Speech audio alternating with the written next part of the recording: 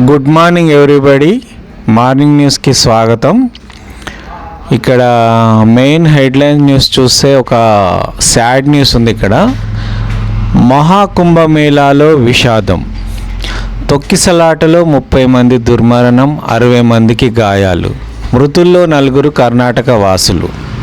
అఖాడాల సంగం ఘాట్కు పోటెత్తిన భక్తులు, బారికేడ్లపైకి ఎక్కడంతో దుర్ఘటన, రాష్ట్రపతి ప్రధాని తీవ్ర దిగ్భ్రాంతి, 4 సార్లు యోగికి మోదీ ఫోన్, న్యాయ విచారణకు సీఎం ఆదేశం, మృతుల కుటుంబాలకు 25 లక్షల పరిహారం. ఓకే, ఇదొక సాడ్ న్యూస్ అనే చెప్పాలి. మనకి ఎంతో పవిత్రంగా జరిగే కుంభమేళాలో ఇట్లా విషాదం చోటు చేసుకోవడం ఒక సాడ్ న్యూసే మనందరికీ. ఉత్తరప్రదేశ్లోని ప్రయాగ్రాజ్లో జరుగుతున్న మహాకుంభమేళాలో తీవ్ర విషాదం చోటు చేసుకుంది. మౌని అమావాస్య సందర్భంగా అమృత స్నానం కోసం భారీగా భక్తులు తరలి రావడంతో సంగం ఘాట్ వద్ద బుధవారం తెల్లవారుజామున తొక్కిసలాట జరిగింది. ఈ ఘటనలో 30 మంది మరణించారు, 60 మంది గాయపడ్డారు. ఘటనపై రాష్ట్రపతి, ప్రధాని, ఇతర ప్రముఖులు తీవ్ర దిగ్భ్రాంతి వ్యక్తం చేశారు. మరోవైపు తొక్కిసలాటపై రాష్ట్ర ప్రభుత్వం న్యాయ విచారణకు ఆదేశించింది. మృతుల కుటుంబాలకు 25 లక్షల చొప్పున పరిహారాన్ని ముఖ్యమంత్రి ఆదిత్యనాథ్ ప్రకటించారు.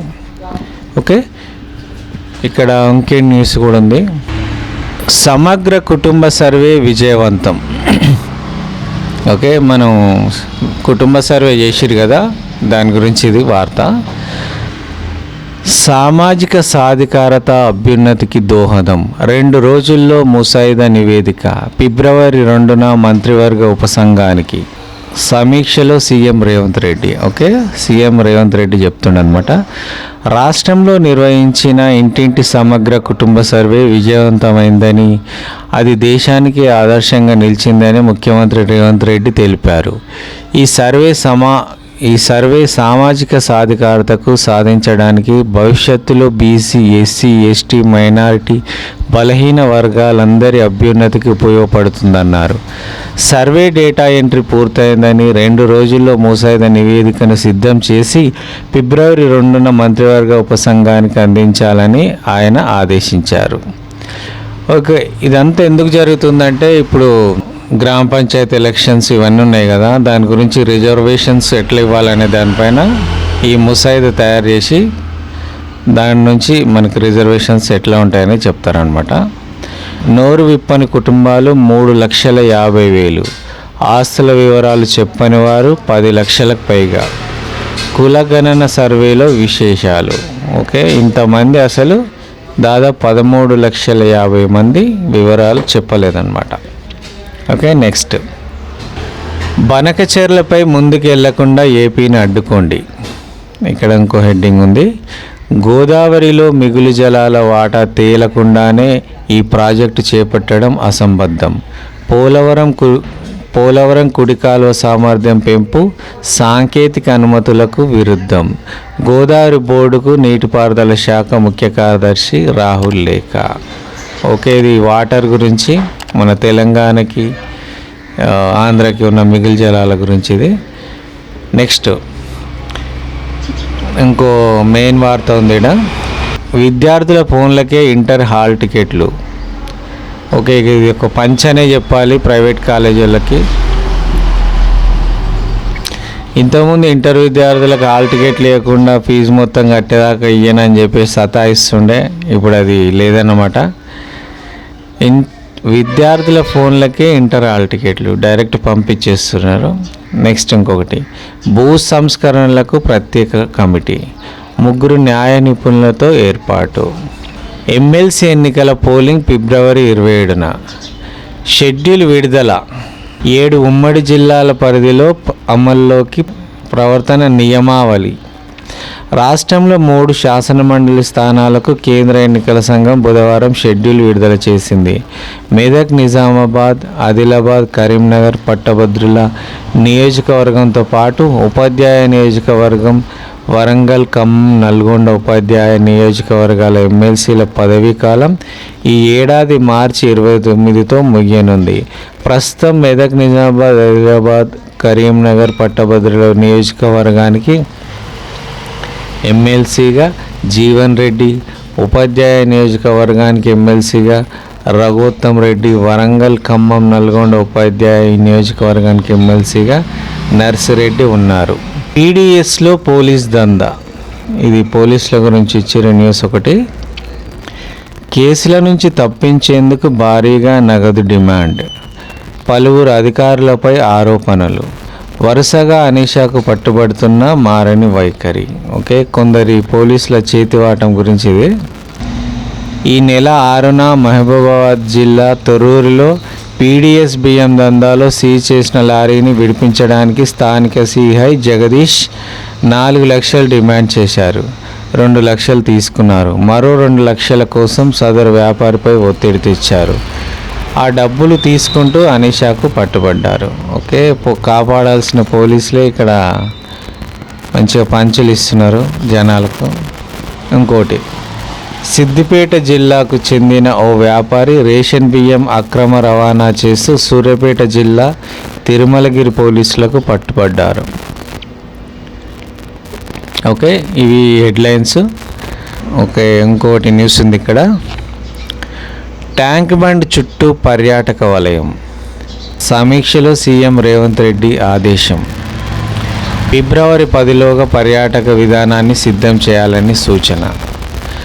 రాష్ట్రాభివృద్ధికి సమగ్ర పర్యాటక విధానాన్ని ఫిబ్రవరి 10లోగా సిద్ధం చేయాలని సీఎం రేవంత్ రెడ్డి అధికారులను ఆదేశించారు.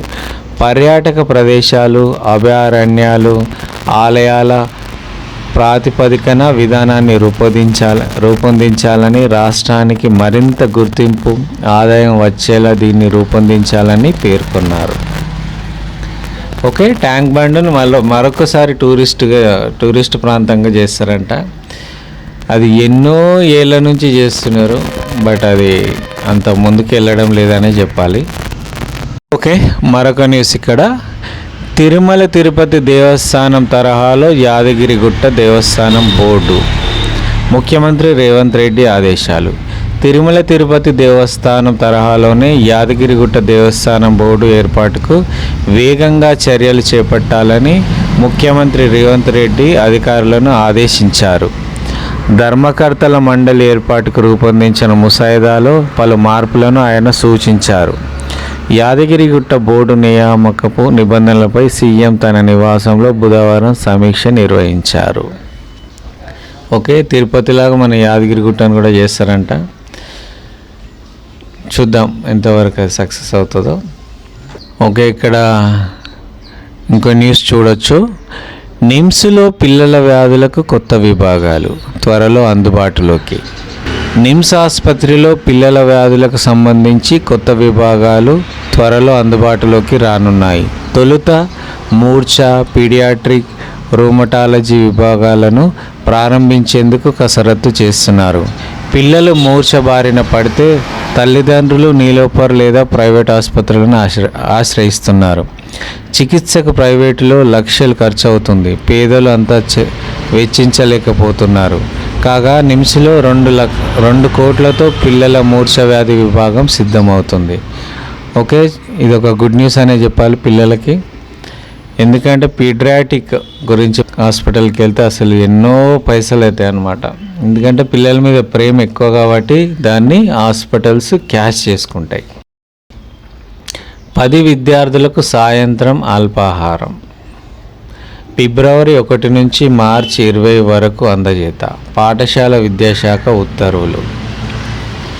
ఇక్కడ ఒక్కో విద్యార్థికి రోజుకు 15 రూపాయలు. ఓకే, 10th విద్యార్థులకు స్పెషల్ క్లాస్ అని లేట్ అవుతుంది కదా, 4:35 వరకు ఉంటారు కాబట్టి వాళ్ళకి స్నాక్స్ లాగా ఇవ్వడానికి గవర్నమెంట్ ఒక ప్రతిపాదన చేసిందనమాట.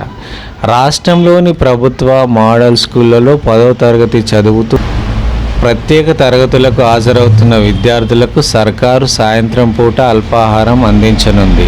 ఈ మేరకు పాఠశాల విద్యాశాఖ సంచాలకుడు ఈవి నరసింహారెడ్డి బుధవారం రాత్రి ఉత్తర్వులు జారీ చేశారు.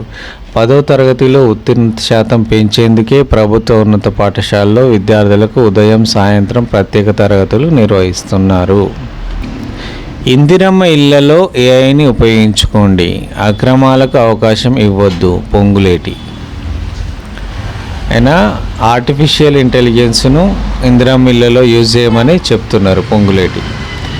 ఇందిరమ్మ పథకంలో లబ్ధిదారుల ఎంపిక నుంచి ఇళ్ల నిర్మాణం పూర్తయ్యే వరకు ఎలాంటి అక్రమాలు జరగకుండా కృత్రిమ మేధ ఏఐని ఉపయోగించుకోవాలని అధికారులను రెవెన్యూ గృహ నిర్మాణ శాఖల మంత్రి పొంగులేటి శ్రీనివాసరెడ్డి ఆదేశించారు. సచివాలయంలోని తన కార్యాలయంలో బుధవారం గృహ నిర్మాణ శాఖ ఉన్నతాధికారులతో మంత్రి సమీక్ష నిర్వహించారు. ఇక్కడ బండి సంజయ్ గురించి మరో వార్త ఉంది. 4 పథకాలకు 561 గ్రామాలని ఎంపిక చేయడం విస్మయం కలిగిస్తుంది. సీఎం రేవంత్ రెడ్డికి కేంద్ర మంత్రి బండి సంజయ్ బహిరంగ లేఖ. రాష్ట్రంలో అర్హులందరికీ రైతు భరోసా, ఆత్మీయ భరోసా, రేషన్ కార్డులు, ఇందిరమ్మ ఇళ్ల పథకాలను అందించాలని కేంద్ర హోంశాఖ సహాయ మంత్రి బండి సంజయ్ కోరారు. ఈ మేరకు బుధవారం సీఎం రేవంత్ రెడ్డికి ఆయన బహిరంగ లేఖ రాశారు.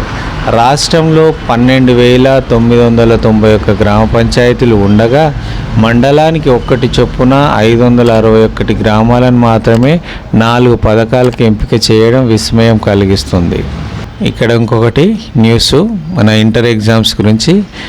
ఇంటర్ పరీక్షలకు కేంద్రాలు ఇవ్వం ప్రైవేటు కళాశాలలు. ఇంటర్ ప్రాక్టికల్స్కి ప్రయోగశాలలో సీసీ కెమెరాలు ఏర్పాటు చేయాలనే నిర్ణయాన్ని బోర్డు ఉపసంహరించుకోకపోతే రాష్ట్ర వ్యాప్తంగా థియరీ పరీక్షలకు కేంద్రాలను ఇవ్వబోమని తెలంగాణ ప్రైవేట్ జూనియర్ కళాశాల యాజమాన్యాల సంఘం రాష్ట్ర అధ్యక్షుడు గౌరీ సతీష్ హెచ్చరించారు. బుధవారం ఇక్కడ సంఘం రాష్ట్ర జనరల్ బాడీ సమావేశంలో ఆయన మాట్లాడారు. సిపిఐ ఎమ్మెల్యే కూనంనేని మాట్లాడుతూ ఈ విషయంపై సీఎంతో మాట్లాడతానని చెప్పారు. నెక్స్ట్ దళితులకు గుడ్ న్యూస్ అని చెప్పాలి. ఇక్కడ చూడాలి మరి ఈసారైనా బ్రోకర్ లేకుండా దళిత బంధు నేరుగా అందుతుందా? దళిత బంధు నిధుల విడుదలకు పచ్చ జెండా. 10,408 మందికి 334.63 కోట్లు. దళిత బంధు రెండో విడత గ్రౌండింగ్ ప్రక్రియ చేపట్టేందుకు ప్రభుత్వం ఎట్టకేలకు పచ్చ జెండా ఊపింది. దళిత బంధు అమలులో భాగంగా గత ప్రభుత్వ హయాంలో అప్పటి సీఎం కేసీఆర్ హుజూరాబాద్ నియోజకవర్గాన్ని పైలట్ ప్రాజెక్టుగా ఎంపిక చేసిన విషయం తెలిసిందే. ఈ పథకం కింద వివిధ యూనిట్లను నెలకొల్పే లబ్ధిదారులకు 10 లక్షలు మంజూరు చేసేలా అప్పట్లో మార్గదర్శకాలు ఇచ్చారు. Okay, this is the end of the news. Have a nice day.